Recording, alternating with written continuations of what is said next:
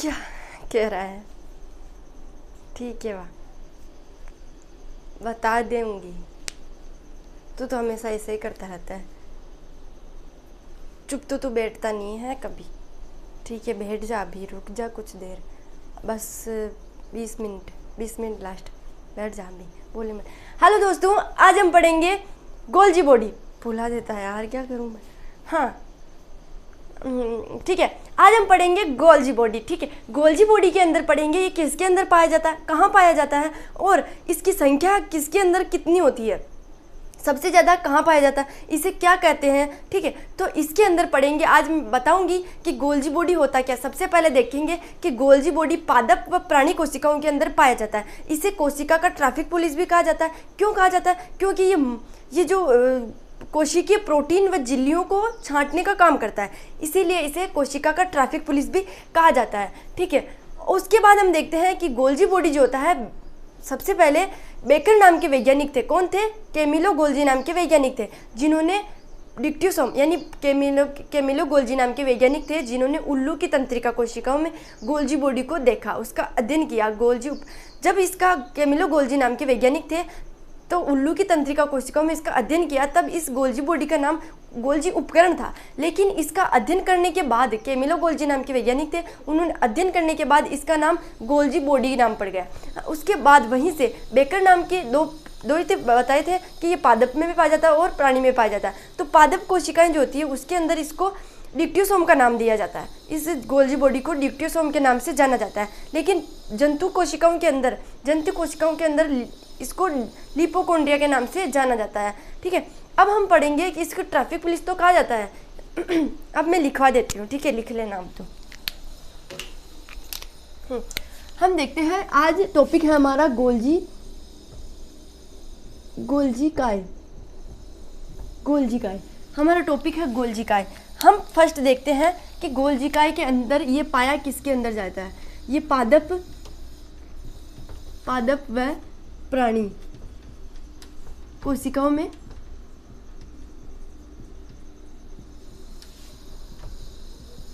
पाया जाता है। लेकिन ये कहाँ पाया जाता है? अब यहाँ देखना तुम, ये पादप व प्राणी कोशिकाओं में पाया जाता है, लेकिन कहाँ पाया जाता है? यहाँ डायग्राम बना देती हूँ मैं। ये क्या है? कोशिका है। कोशिका के अंदर ये क्या है? साइटोप्लाज्म है। साइटोप्लाज्म यानी क्या होता है? कोशिका द्रव्य है ना। ये क्या है? ये है सेल और ये है साइटोप्लाज्म। इसे हम कहते हैं साइटोप्लाज्म। और इसके अंदर ये क्या है? न्यूक्लियस।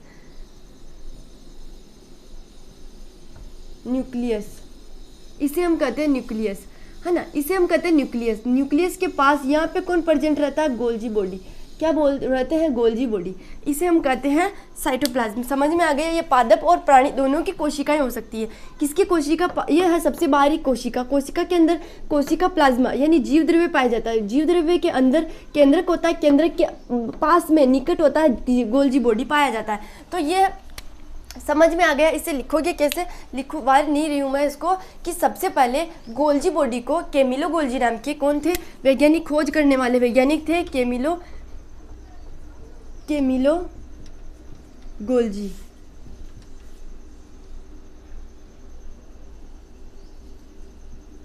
कैमिलो गोल्जी नाम के वैज्ञानिक थे जिन्होंने खोज की।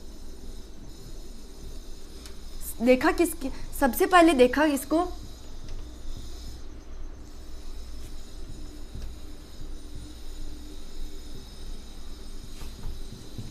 किस में देखा? उल्लू की तंत्रिका कोशिका में इसको देखा गया। तंत्रिका कोशिका में इसको देखा। उल्लू की तंत्रिका कोशिका में सबसे पहले इसको देखा गया। उसके बाद हम देखते हैं कि बेकर नाम के वैज्ञानिक थे। इसे हम देखते हैं, इसे कोशिका का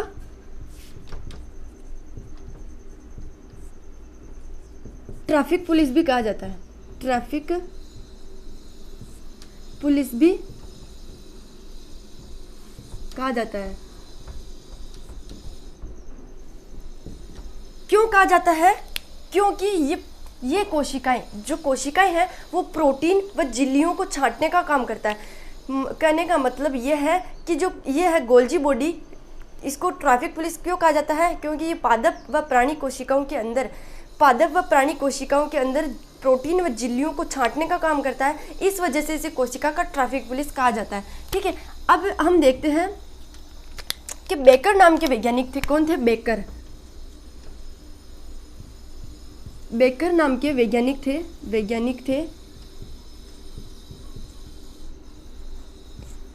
थे जिन्होंने जंतुओं के अंदर है ना, जंतु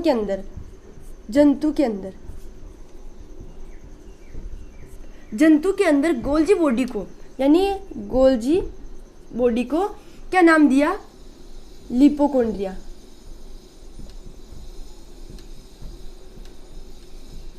लिपोकॉन्ड्रिया का नाम दिया गया। अब हम देखते हैं कि कौन से वैज्ञानिक थे? पेरनर नाम के वैज्ञानिक थे।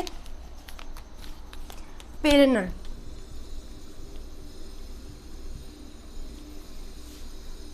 वैज्ञानिक जिन्होंने पादप के अंदर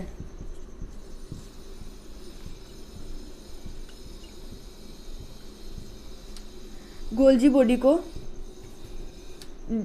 डिक्टियोसोम का नाम दिया।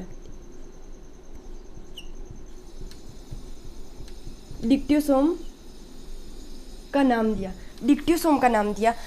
अब हम ट्रैफिक पुलिस लिखवा दिया, बेकर नाम के वैज्ञानिक जंतु के पादप है ना, ये लिखवा दिया।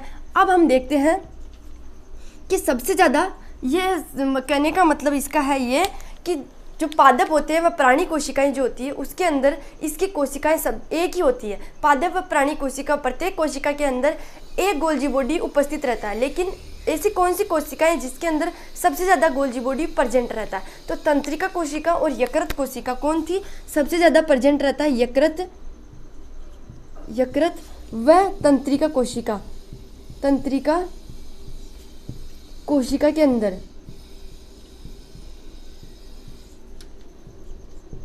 सबसे ज़्यादा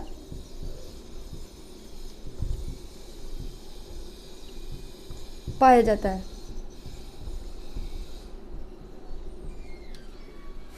ये सबसे ज़्यादा पाया जाता है। लेकिन यकृत कोशिका की संख्या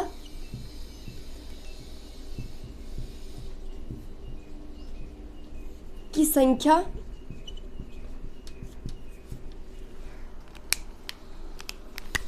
50 तक होती है। 50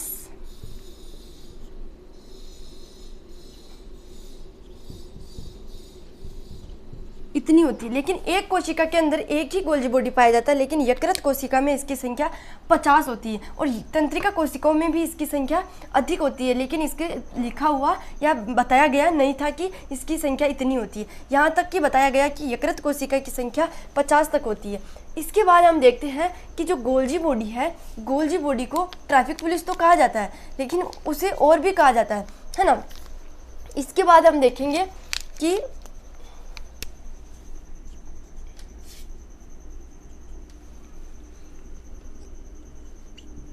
प्रोकैरियोटिक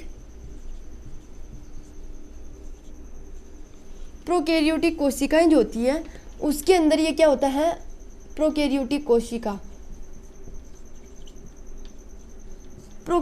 कोशिकाओं के अंदर ये अनुपस्थित होता है। लेकिन यूकैरियोटिक कोशिकाओं में ये दो प्रकार से प्रेजेंट रहता है। एक तो लोकेलाइज्ड और दूसरा है फोरम लोकेलाइज्ड। फोरम और दूसरा है, फर्स्ट है लोकेलाइज्ड फोरम, दूसरा है कहने का मतलब विस्तृत। पहला तो है स्थानीकृत और दूसरा है विस्तृत, है ना। तो मैं आ जाएगा, समझ में आ रहा है ना तुझे? ठीक है, तो क्या है? पहला है विस्तृत, पहला है क्या है? स्थानीकृत रूप है, दूसरा है विस्तृत रूप, है ना। प्रोकैरियोटिक कोशिकाओं में ये अनुपस्थित होता है, लेकिन यूकैरियोटिक कोशिकाओं में यूकैरियोटिक कोशिका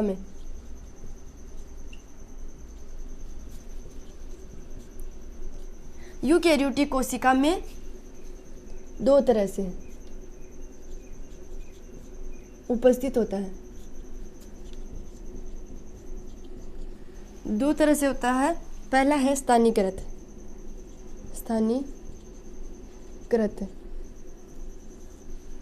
स्थानीयकृत। दूसरा है विस्तृत।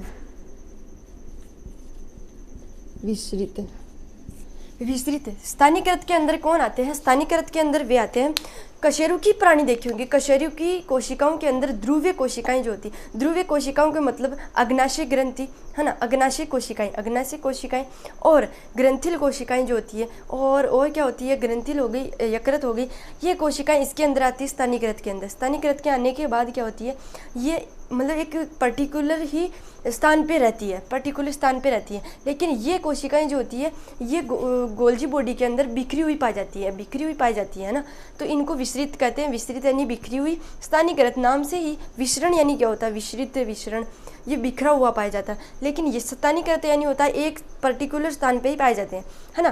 तो ये हो गया इसका। अब कुछ समझ नहीं आया हो तो बता दे, ले पूछ ले, क्या पूछ रहा है, वो वाला लिखना है तुझे। कौन सा, ये वाला सबसे पहले देखा नहीं।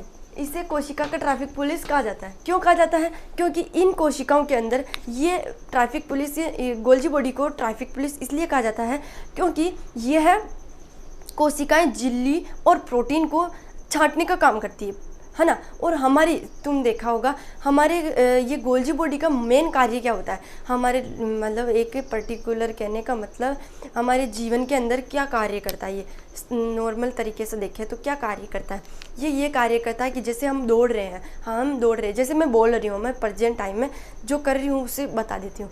मैं बोल रही हूँ तो ये मेरी जीभ है, उसको क्या करेगा, एनर्जी प्रोटेक्ट करने का काम करेगा, एनर्जी देने का काम करेगा। इसका मेन कार्य है, जहाँ पे तुम कार्य कर रहे हो, जहाँ पे तुम्हें किसी चीज़ की ज़रूरत, आवश्यकता है, उस चीज़ को वो पहुँचाने का काम करता है। गोल्जी बॉडी जल के अंदर, जैसे अभी मेरे मुंह के अंदर जल की कमी है, अगर मेरे अंदर ऊर्जा की कमी होगी तो मैं क्या करूँगी, धीरे धीरे बोलूँगी, हाँ ऐसे बोलूँगी, ठीक है। लेकिन ये क्या हो गया, बोलने का तरीका है ना, ये धीरे धीरे बोलूँगी। जब तक एनर्जी है तब तक मैं ज़ोर से बोलूँगी, मेरी जो सारी एनर्जी होगी मैं तब तक इन्वेस्ट नहीं होगी, तब तक मैं बोले जाऊँगी। लेकिन जब तक धीरे धीरे ख़त्म होती जाएगी और धीरे धीरे मेरी आवाज़ भी नीचे बैठ जाएगी। तो ये क्या करता है, जैसे जल को, जो रसदानी होती है,